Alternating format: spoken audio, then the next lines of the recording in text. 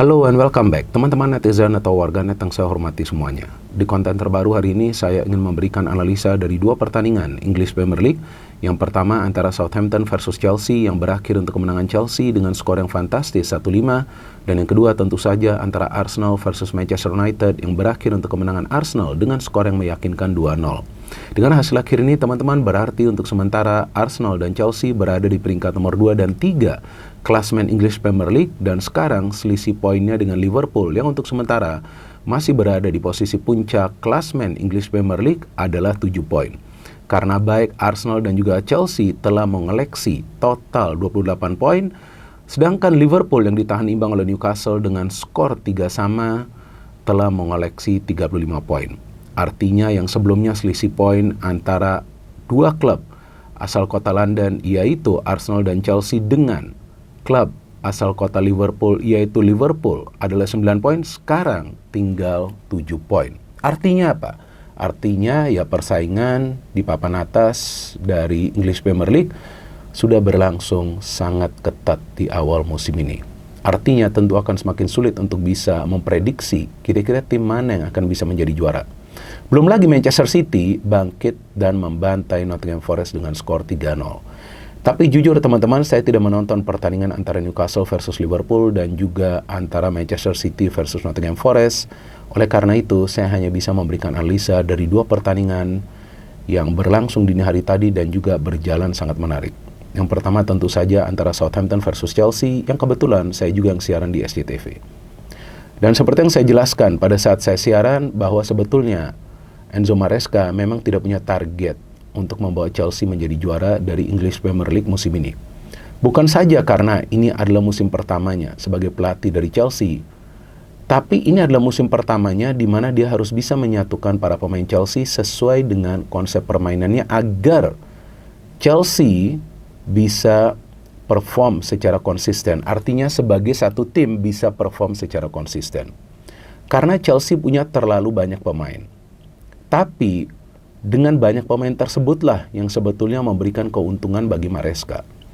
Karena Maresca ini bisa membentuk yang namanya tim A yang biasanya akan bermain pada saat weekend atau akhir pekan, dan ada juga tim B yang biasanya bermain di tengah pekan atau ya istilah kerennya itu midweek. Maka itu di pertandingan dini hari tadi Enzo sampai melakukan 7 perubahan di starting lineup. Dan ternyata Chelsea masih tetap menang. Walaupun memang lawan mereka adalah Southampton yang kita tahulah adalah tim yang sekarang berada di posisi dasar ya dari klasmen sementara English Premier League, dan sepertinya mereka akan terdegradasi nih ke divisi Championship ya, karena secara permainan buruk sekali lah mereka. Banyak sekali kesalahan yang mereka lakukan dan juga tampak jelas kalah kelas ya dari para pemain Chelsea. Padahal para pemain Chelsea juga mayoritas adalah pemain-pemain muda kan. Ini adalah skuad yang muda dari Chelsea. Walaupun saya berharap ada kejutan ya, mungkin saja kan Southampton bisa menahan imbang Chelsea atau juga mengalahkan Chelsea dengan harapan Arsenal menang ya, kemudian biar Liverpool dengan Arsenal saja yang bersaing. Ternyata Chelsea menang lagi teman-teman, skor yang telak lagi. Ya artinya ya sekarang tidak akan begitu mudah lah bagi Liverpool dan juga Arsenal untuk bisa secara dominan menjadi juara. Belum lagi kan City yang tadi saya katakan ini sudah bangkit ya, ini yang akan membuat English Premier League semakin seru. Tapi yang saya khawatir sebagai fan dari Arsenal jika Chelsea ini bangkit. Dan jika Chelsea sudah bisa bersaing juga di papan atas. Karena akan semakin sulit juga nanti bagi Arsenal untuk bisa mengakhiri musim ini dengan berada di zona 4 besar.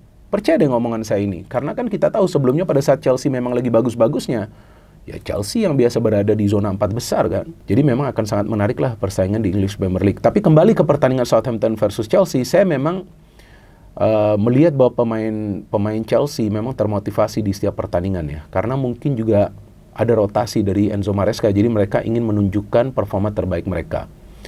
Dan saya menduga bahwa Southampton itu akan bermain lebih bertahan karena Chelsea ini adalah tim yang biasa mencetak gol dari counter attack. Sebelum pertandingan lawan Southampton ini, Chelsea telah mencetak 23 gol dari proses counter attack. Jadi saya kira para pemain Southampton itu akan cenderung bertahan. Ternyata pelatih mereka Russell Martin meminta para pemain Southampton menyerang. Nah itu yang namanya bunuh diri. Karena Chelsea itu paling cepat yang namanya switching play, itu semua saya jelaskan lah pada saat saya siaran langsung. Tapi yang saya tidak menduga bahwa Chelsea bisa mencetak 5 gol dari 5 pemain yang berbeda Dan assist yang diberikan kepada 5 pemain yang berbeda ini yang mencetak gol juga diberikan oleh 5 pemain yang berbeda. Gila gak itu? Itu faktanya. Yang mau tidak mau, harus diterima oleh kita semua bahwa Chelsea sekarang sedang dalam tahap kebangkitan. Saya tidak mengatakan dan tidak akan pernah mengatakan bahwa Chelsea akan bisa menjadi juara. Gak boleh seperti itu.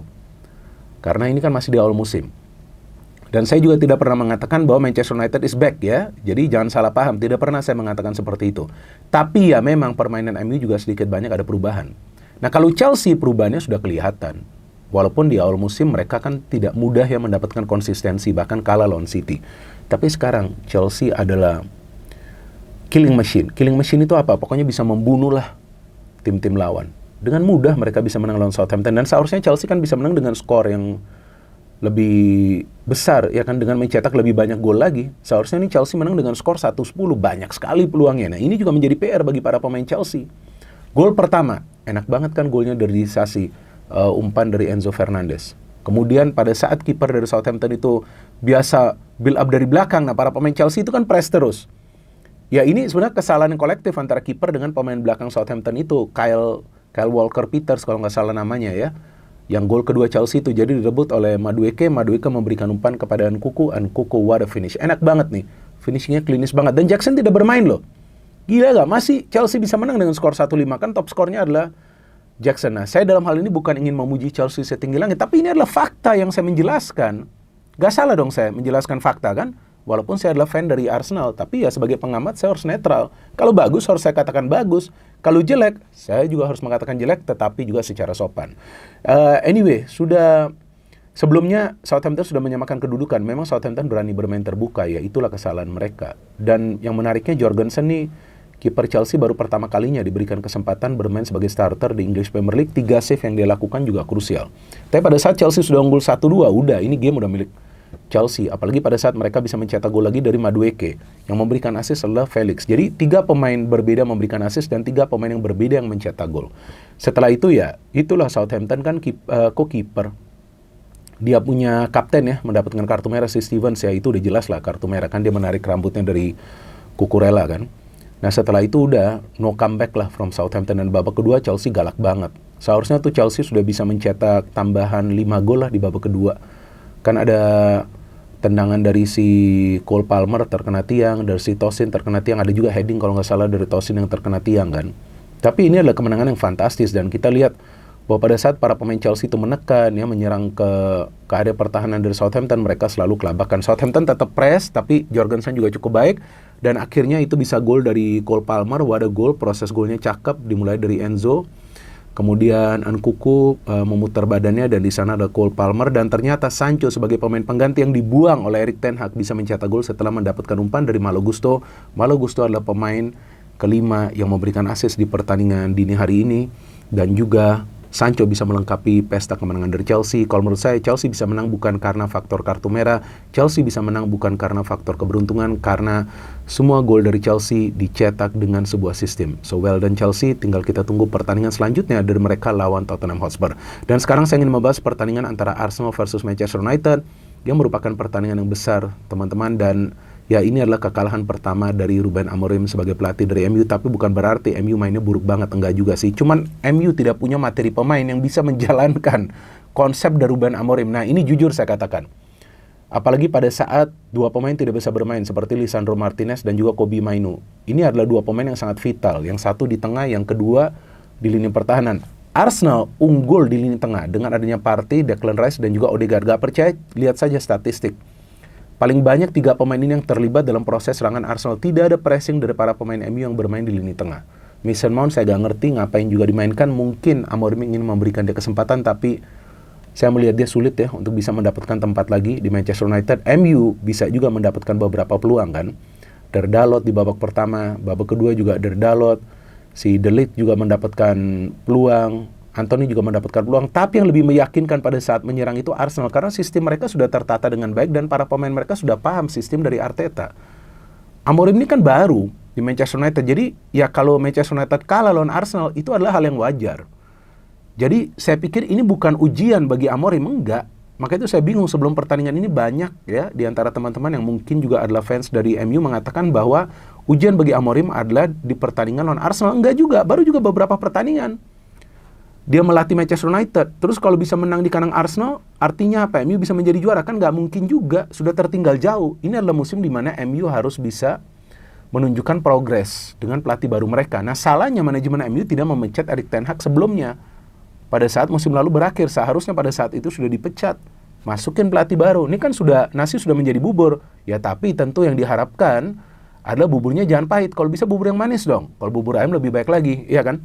Nah, jadi artinya secara permainan MU gak buruk juga, tapi dalam menyerang gak jalan sistem mereka karena para pemain Arsenal bermain dengan high line of pressing. Odegaard leluasa banget, Saka dan Martinelli terlalu bebas beberapa kali. Ya, artinya memang para pemain MU belum bisa memahami konsep dari Ruben Amorim secara menyeluruh. Tapi Arsenal juga mencetak 2 gol itu kan dari set piece. Artinya dari open play juga tidak mudah bagi para pemain Arsenal, tapi memang determinasi dari para pemain Arsenal itu yang luar biasa. Itu yang luar biasa, kelihatan para pemain Arsenal tuh agresif banget. Pokoknya mau coba untuk meraih kemenangan. Kalau gak bisa mencetak gol dari open play, coba cetak gol dari set piece, dan itu mereka lakukan. Dengan gol pertama dari Timber, enak banget itu golnya ya. Padahal ada begitu banyak pemain dari MU. Yang saya bingung, kenapa para striker dari MU ketika bertahan dalam situasi set piece itu tidak bisa memenangkan duel di udara. Ini aneh banget loh. Jadi ya inilah sekarang PR dari Ruben Amorim. Dan gol kedua juga sama dari set piece. Yang mencetak gol juga adalah pemain bertahan, yaitu Saliba. Gabriel tidak bermain loh. Tapi Arsenal bisa mencatat clean sheet, dan saya melihat bahwa permainan Arsenal jauh lebih kreatif karena mereka sudah punya mesinnya di tengah, Odegaard dan Declan Rice. Dan di belakang mereka punya pemain seperti Saliba yang walaupun tanpa Gabriel bisa bermain baik dengan Kiwior. Dan kita lihat bagaimana para pemain dari Arsenal itu lebih banyak memenangkan duel di tengah karena memang mereka sudah tahu mereka harus bisa mencegah para pemain MU memberikan yang namanya progressive passing ke depan, karena sebetulnya MU juga punya kecepatan di lini depan. Tapi pada saat para pemain MU dihambat pergerakannya untuk memberikan umpan ke depan, maka pada saat itulah MU sulit untuk bisa menciptakan banyak peluang yang berbahaya. Maka itu MU hanya bisa menciptakan 2 peluang yang berbahaya. Yang tadi sudah saya katakan, yang pertama dari De Ligt dan juga yang kedua dari Anthony Duta Gocek. Tapi saya pikir Anthony gak akan banyak gocek lah pada saat sekarang pelatihnya adalah Ruben Amorim. Jadi ini juga adalah kemenangan yang fantastis bagi Arsenal dan mereka lebih mendekat sekarang ke Liverpool. Itu saja teman-teman yang bisa saya berikan analisanya. Kita tunggu lagi pertandingan selanjutnya dari English Premier League yang melibatkan tim-tim yang sekarang berada di zona papan atas. No hit, no politics, only football. Salam sepak bola.